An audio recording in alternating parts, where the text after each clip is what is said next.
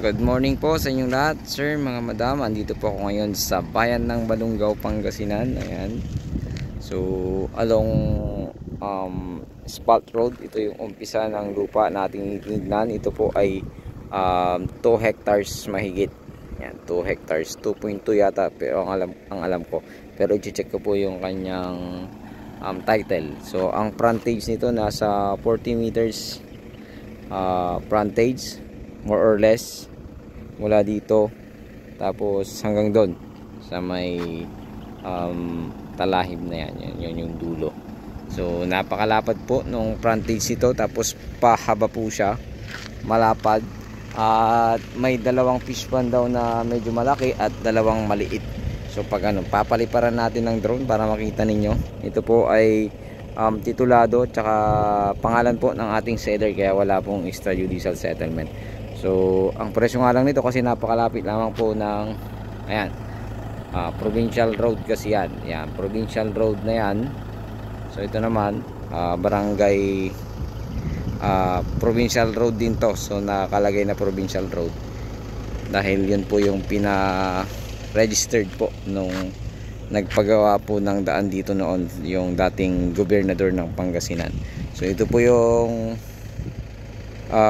road natin, yung lupa nating tinitingnan, rice land, pwedeng gawing residential lot, pero kasi napakalapit lang nung poste ng kuryente. So may mga bahay na rin po dyan. So pahaba palapad, papaliparan na lang natin ng drone para makita po ninyo yung haba or lapad. Makikita po dyan siguro yung sinasabing fish pond ng seller po natin para makita po ninyo. So ito po ay bayan ng Balungaw, Pangasinan, at mula sa Tiplex ito nasa, sabihin na nating, pag dito ka dadaan, dalawa kasi pwedeng daanan dito tsaka dito, papuntang bayan tsaka papuntang Rosales at Nueva Ecija. So pag diyan ka dadaan siguro nasa 20 minutes, pero pag dito sa bayan nasa 30 minutes siguro. Pero matagal na po yung 20 tsaka 30 minutes papunta ng Tiplex Carmen exit. So napakalapit lamang po. Mula naman po sa bayan, sabihin natin 15 minutes nandun ka na sa bayan ng Balungaw. Tapos dito sa Rosales malapit lamang po. Kaya dalawa kasi yung daan kasi provincial highway na to. So wala ka ng maging problema, magaganda po yung daan dyan. May mga part lang na nabitak pero magaganda po yung daan. So ito po, ulitin ko, ito ay may 40 meters frontage more or less, tsaka 2.2 hectares to bro, no? Bro, 2.2 hectares na, 2.2 hectares. So ang presyo nga lang nito ay 5 million negotiable.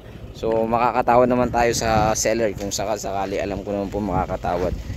So ulitin ko, 2.2 hectares, seller name, at 5 million negotiable. Tawad na lang po tayo sa ating seller. So sana magustuhan nyo po ito dito sa bayan ng Balungaw, Pangasinan. Ito po ang inyong lingkod agent Joel, na patuloy na naghahanap po ng mga lote na iba-vlog.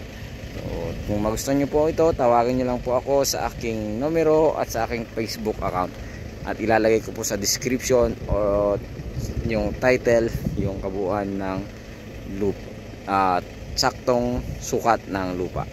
So muli, kung magustuhan nyo po ito, tawagan nyo po ako. At sa mga bago po sa aking munting channel, please like and share and subscribe naman po para po mas marami pong makanood nitong aking vlog at kumita po tayo kahit konti sa revenue ng YouTube. So ayun, muli, maraming salamat. Diyos po ang bahalang magpala sa inyong lahat. God bless you all.